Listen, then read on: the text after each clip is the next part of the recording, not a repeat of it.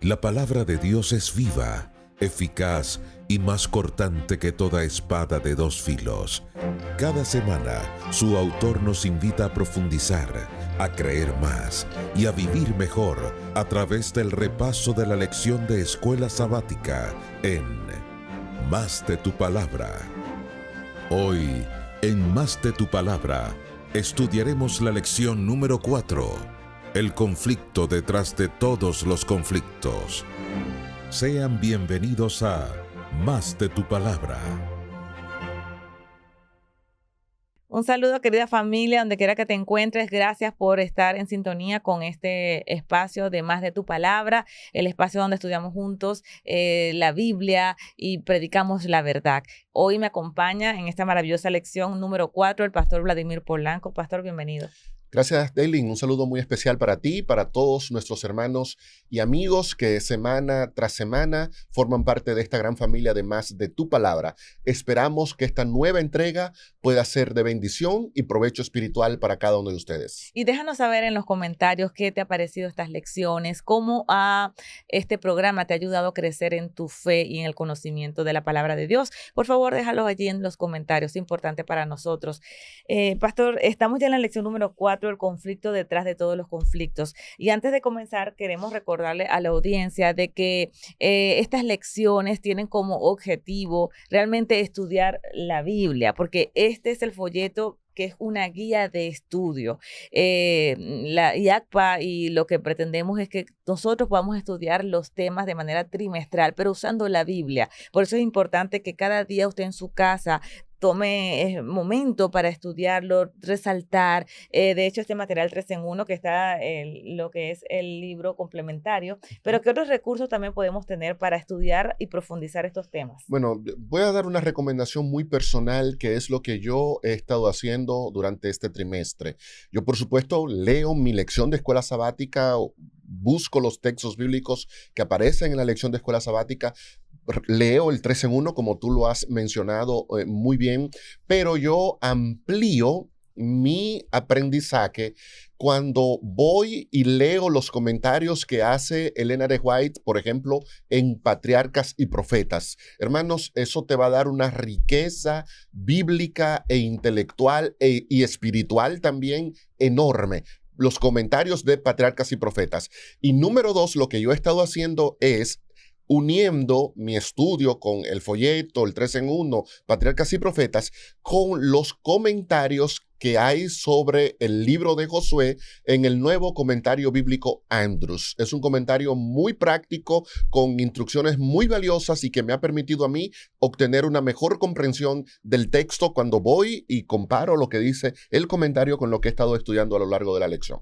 Familia, como ven, tenemos bastantes recursos, bastante material, así que queda de parte de usted tomarse el tiempo, la dedicación para estudiar estas maravillosas lecciones que de seguro van a enriquecer tu vida espiritual.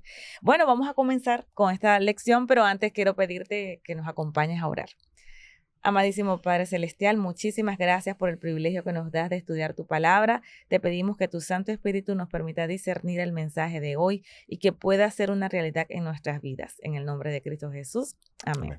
Pastor, entramos a una lección donde vemos guerras, donde vemos agresivas campañas militares llevadas a cabo por Dios. Dios pelea por ellos en su nombre, con su ayuda. Y para muchos cristianos es muy difícil ver a un Dios originador de estos violentos conflictos. Cuando encontramos a un Dios de amor, un Dios príncipe de paz, ¿cómo podemos entender que el pueblo elegido de Dios llevara a cabo tales acciones? Bien, en primer lugar, no es Dios el originador de los conflictos. Eso tenemos que dejarlo muy claro. El origen de todo conflicto nace con Satanás. Él, dijo Jesús en Juan 8, es asesino desde el principio. Por eso la lección de esta semana habla de un conflicto detrás de ese conflicto. Así que lo que estamos viendo que ocurre en la tierra con el pueblo de Israel es un conflicto que trasciende las barreras físicas y se expande al mundo espiritual. Y como bien vimos a lo largo de esta semana, es un conflicto que comienza en el cielo. Apocalipsis 12 habla de una guerra en el cielo.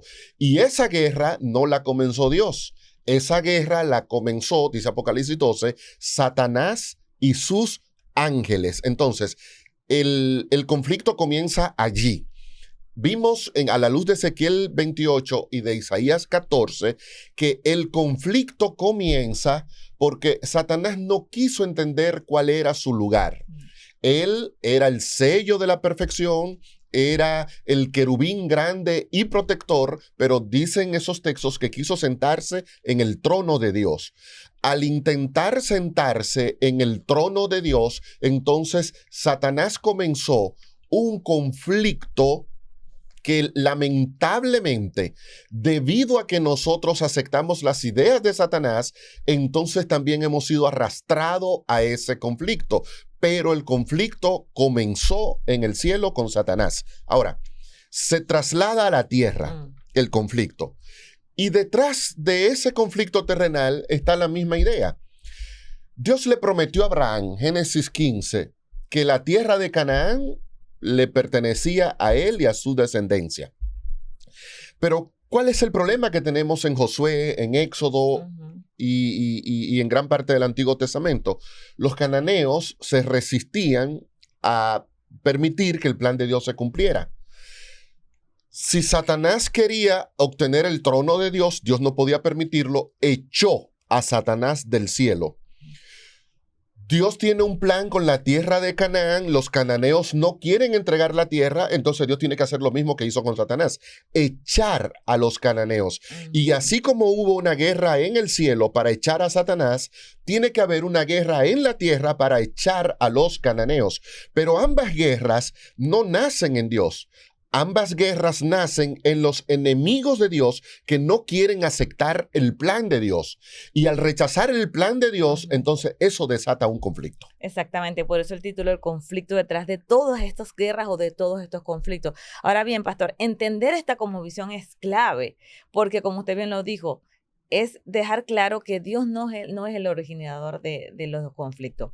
Esto me hace recordar el Éxodo, que lo vimos el trimestre anterior, cuando los israelitas están ante una situación terrible, donde está el Mar Rojo y detrás de ellos vienen los egipcios a perseguirlos. Y ellos se encuentran en una situación que van a hacer. Y me encanta cómo el Señor, cómo Dios le da como el modelo para defenderse de esos conflictos, porque venimos a entender de que la batalla no es nuestra, es del Señor. Y en Éxodo capítulo 14, versículos 13 y 14, lo voy a leer textualmente. Y Moisés dijo al pueblo: no temáis, estad firmes y ved la salvación que Jehová hará hoy con vosotros, porque los egipcios que hoy habéis visto, nunca más para siempre lo veréis.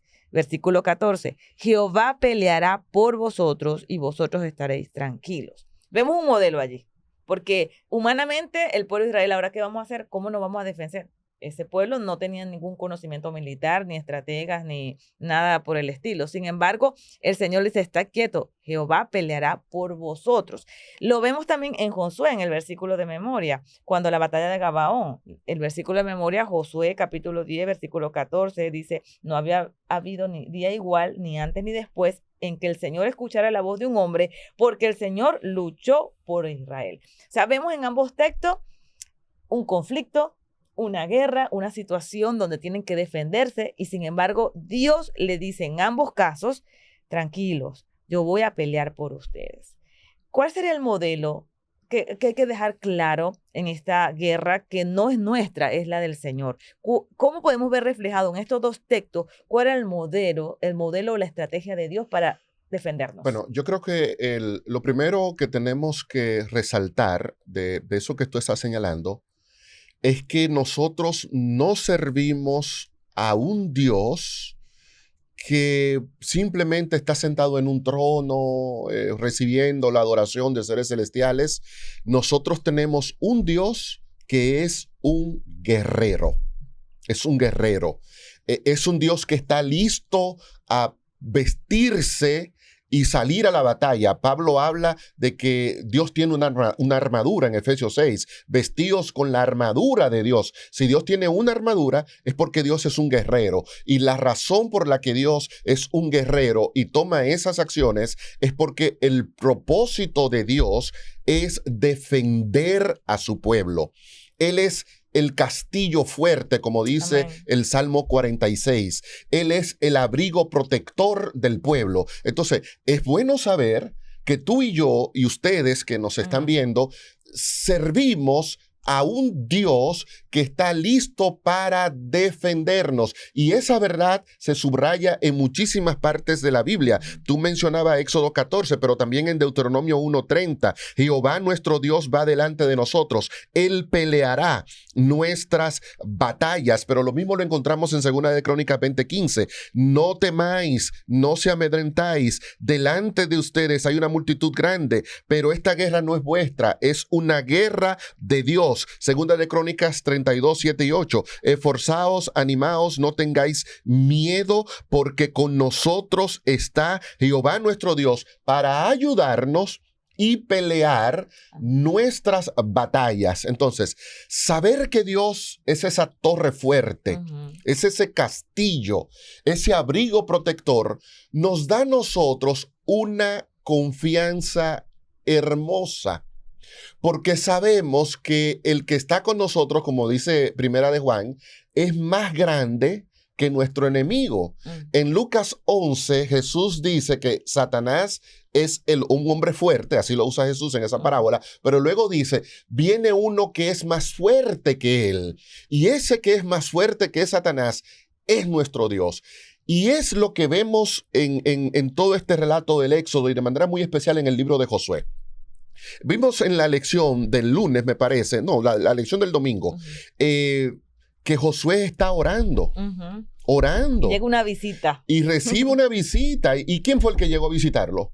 Según el texto bíblico, habla de un guerrero, pero realmente era Jesús que vino a visitarlo. El príncipe de los ejércitos del Señor. O sea, el capitán de los ejércitos del Señor. En Apocalipsis 19, Jesús aparece en un jinete montado en un caballo blanco, como jinete en un caballo blanco, y dice que los ejércitos celestiales vienen detrás de él. O sea, el príncipe del ejército del Señor es Cristo. Entonces, imagínese este cuadro, hermano. Un hombre atemorizado, con miedo, orando. Orando. Es su recurso. Es su arma.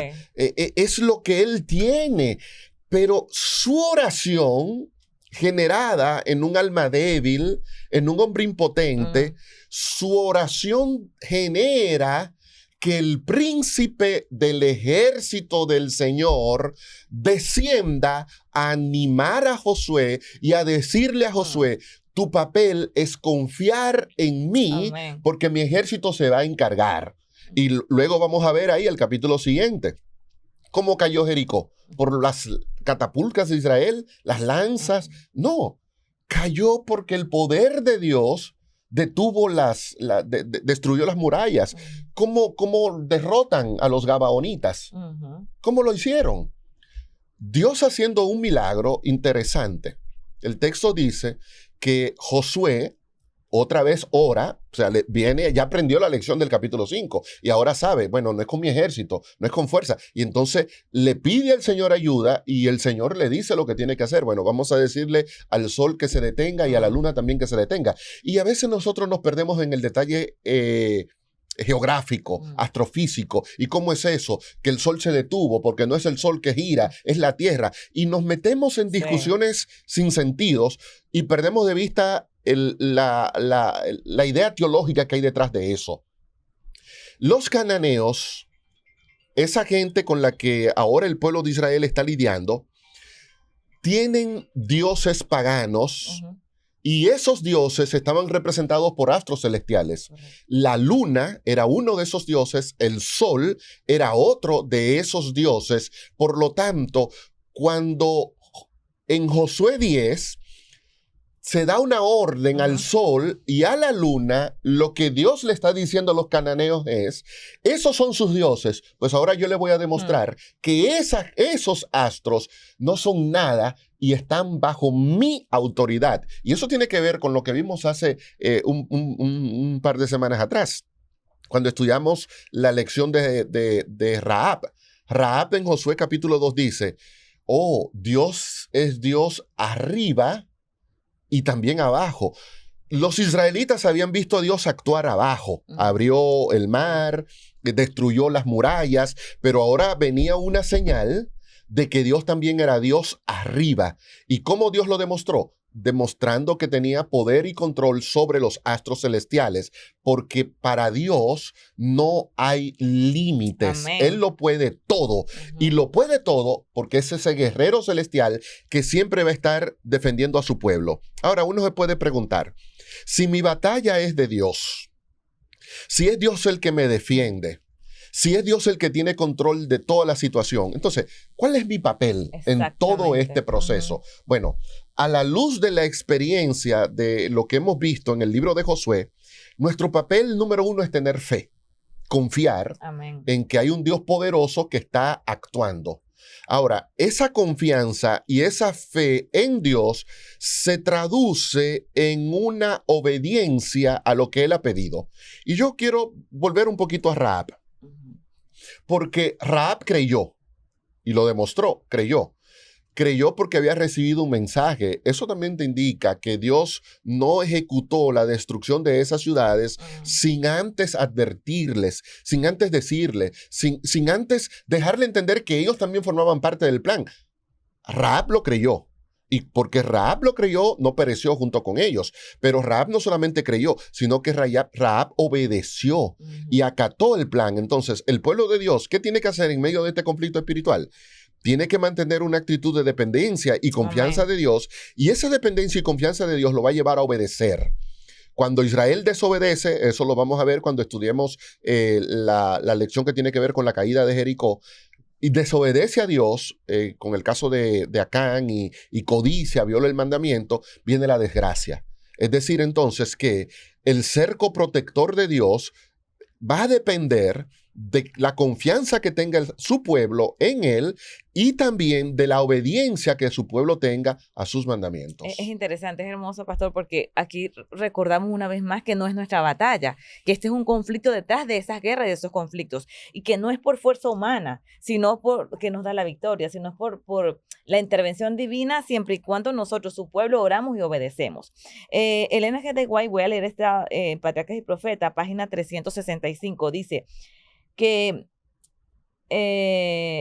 obtuvieran posesión de la tierra por la guerra, sino mediante la obediencia estricta a sus mandamientos. Es decir, la historia nos demuestra que siempre que Israel tuvo suficiente confianza en Dios, entonces no necesitó luchar, sino simplemente esperar la victoria. Y es difícil, pastor, porque el mismo texto bíblico que leímos, en lo que usted mencionó, es que nuestro papel es quedarnos quietos, es confiar y obedecer. Pero muchas veces somos humanos y estamos frente a situaciones donde por naturaleza humana queremos defendernos, cómo poner esa segunda mejilla, cómo quedarnos tranquilos ante un mundo que vive atacándonos y tenemos que defendernos. O sea, cómo poner en práctica la obediencia a Dios. Sí, somos cristianos, creemos, pero vamos a llevarlo a la práctica, pastor. ¿Cuántos de nosotros, nuestros amigos que nos están escuchando, se sienten en una situación de batalla, de guerra? Sabemos que detrás de esa guerra es espiritual, pero sí, está el vecino, están los compañeros del trabajo, está esa persona que me está atacando, incluso está mi familia, mi esposa que me está atacando. ¿Cómo defenderme calmadamente sin caer en esas guerras? Bueno, yo creo que Pablo lo expresa muy bien, y vamos a leer esa declaración de Pablo en Efesios 6, desde el 10 en adelante. Pablo comienza diciendo: por los demás, hermanos míos, fortaleceos en el Señor. Amén. Y en su fuerza poderosa. O sea, yo no tengo fuerza. Tú no tienes fuerza. Tú tienes que buscar la fuerza en el Dios que es poderoso. Y entonces, ¿cómo ocurre eso? Versículo 11. Pablo dice, bueno, vestíos de toda la armadura de Dios para que podáis estar firmes contra las acechanzas del diablo. Y entonces aquí viene y Pablo pone los dos grandes agentes, Dios y Satanás. Yo tengo que buscar el poder de Dios porque mi lucha es contra las acechanzas de Satanás. Y en el versículo 12, entonces Pablo dice, porque no tenemos lucha contra carne ni sangre, sino contra principados, contra huestes espirituales de maldad de este mundo, contra poderes que habitan en las regiones celestes. Entonces, esto es interesante. Tú decías hace un minuto, bueno, es que tengo lucha con mi esposo, con mi compañero de trabajo, con mi vecino. Ah, espérate. ¿Recuerda el título de la lección de esta semana? El conflicto detrás del conflicto. Tu lucha no es con tu mujer. Tu lucha no es con tu jefe. Tu lucha no es conmigo.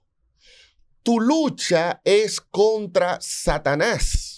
Y cuando tú captas en su justa perspectiva las distintas batallas por las que tú estás atravesando, tú tienes que entender entonces que tu principal enemigo no soy yo. No me veas a mí como el objetivo sobre el cual tú tienes que alcanzar la victoria, porque tu batalla no es contra mí, tu batalla es contra Satanás. Entonces, Satanás usará gentes. Miren, usa a líderes religiosos, usa a las personas más cercanas a ti, usa a tu círculo familiar, pero simple y llanamente es Satanás actuando, no son ellos. Por lo tanto, tú no tienes que enfocarte en ellos. Enfócate en que detrás de esas intenciones humanas hay un ser poderoso que te quiere destruir. Entonces, ¿cómo tú tienes que lidiar con eso? En la práctica, pastor. En la práctica. Es lo más difícil. Bueno, dice el versículo 13, por tanto, tomad toda la armadura de Dios. ¿Qué es esa armadura de Dios? Bueno, ceñid, versículo 14, ceñid vuestra cintura con la verdad. Entonces, ¿cómo yo comienzo a lidiar con esos conflictos que ahora ya no es contra un ejército como Josué, es contra mi entorno? Bueno, la verdad. La verdad. Siempre decir la verdad. Pero la verdad no es solamente un cúmulo de palabras. La verdad es una persona. Por lo tanto, cuando a mí me toque decirle la verdad a mi esposa, a mis hijos, a mi enemigo incluso, si yo veo que la verdad es algo más allá de algo que yo puedo tener, que la verdad es Cristo, entonces esa verdad tendrá que salir de mi boca con amor. Así es. Sazonada con sal, como luego dirá el apóstol San Pablo en otra parte. Versículo 16, me voy a saltar el 15, versículo 16. Tomad el escudo de la fe para que podáis apagar los dardos del enemigo. O sea, tú me estás atacando. Tus palabras me están humillando. Tus acciones me están llevando al límite. Yo tengo un escudo contra ti. Tengo un escudo que impide que tu palabra me destruya. Tengo un escudo que impide que tu indiferencia me afecte. Y ese escudo es la fe. Y la fe viene por el oír. ¿Y la fe en qué? ¿Y el oír qué? La palabra de Dios. Fe en que Dios me va a defender. En el Salmo 91, el salmista dice que Dios lo libraría de toda plaga. Y esa expresión, plaga, en el Salmo 91, también se traduce como palabra. O sea, Dios no solamente me libra de la peste destructora, pero esa palabra que se traduce allí como peste, también se puede traducir palabra. Dios me librará de la palabra destructora. Lo que el otro quiere hacer para destruirme, yo tengo fe en que el escudo protector de Dios me está librando de eso. Y entonces la fe viene y actúa en mi alma. Dice que también tengo la espada del Espíritu, que es la palabra de Dios, pero también tengo la oración. Exacto. Y es lo que vemos en Josué, un hombre que ora. Es lo que vemos en Rahab, una persona que confía en lo que ha oído. Bueno, yo escuché todo lo que Dios hizo y ahora creo en eso.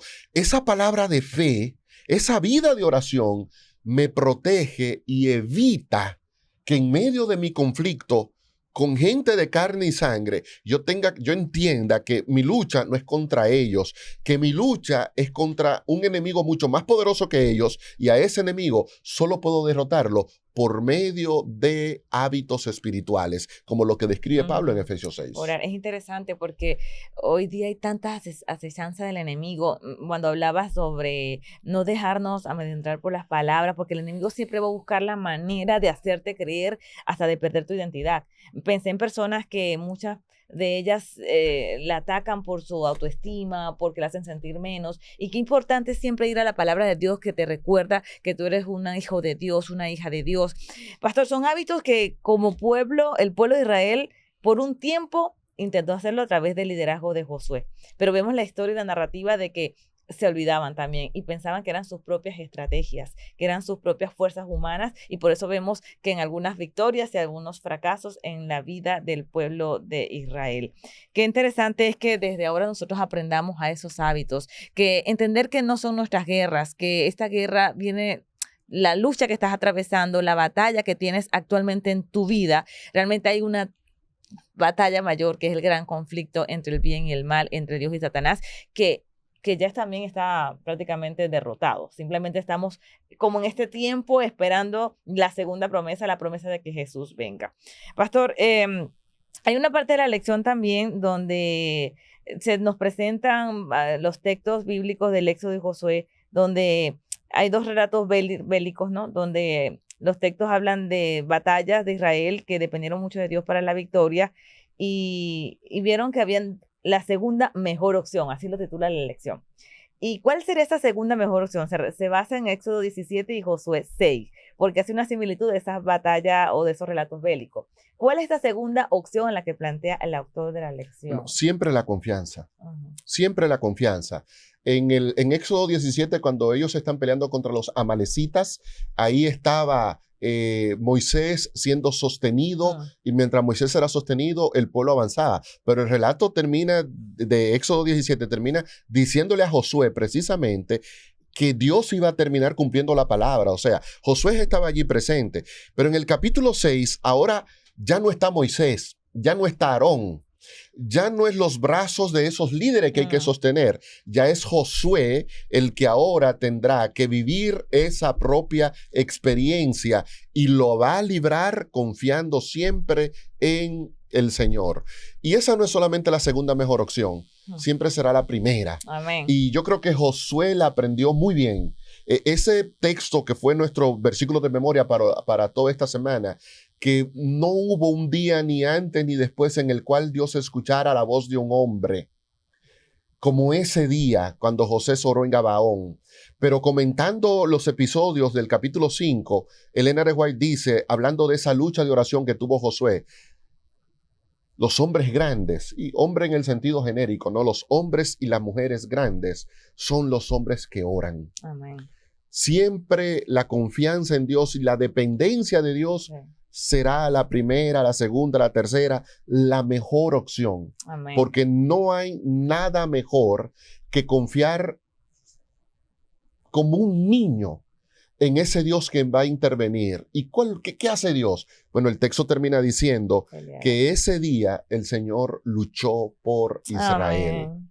El Señor lucha por un hombre, por una mujer que entiende, en medio de este conflicto físico y espiritual por el que yo estoy atravesando, mi mejor opción siempre será depender del Señor. Amén. Humillarme ante la presencia poderosa de Dios y decirle al Señor, soy débil, soy pequeño, pero tú eres fuerte, tú puedes luchar por mí. Y todo el que se acerca al Señor con un corazón contrito y humillado, el Señor lo va a oír. Y tu batalla ya no será tu batalla, será la batalla del Señor. Amén. Muchísimas gracias, pastor. Maravillosa lección. No estás solo, querido amigo, querida amiga. Si este repaso de la lección fue de bendición para ti y te ha dado el ánimo y la energía de seguir adelante, de luchar no tú, sino dejar que Dios luche tus batallas, entonces por favor regálanos un like y deja allí en los comentarios, Dios peleará por mí. Pastor, una oración final para todas estas personas que tenemos esa lucha, pero que desde hoy decidimos a tener la segunda y mejor opción, que es confiar en Dios. Oremos. Padre Celestial, gracias por darnos estas lecciones tan maravillosas. Ayúdanos a estudiarlas, a ponerlas en prácticas y sobre todo, Señor, a que podamos ser hombres y mujeres que sin importar cuáles sean las circunstancias por las que estemos atravesando, podamos siempre confiar en ti. En el nombre de Jesús te lo pedimos. Amén. Amén. Con la certeza de que Dios, a través de su palabra, seguirá guiando nuestros pasos cada semana, nos despedimos hasta la próxima edición de Más de tu Palabra. Les esperamos.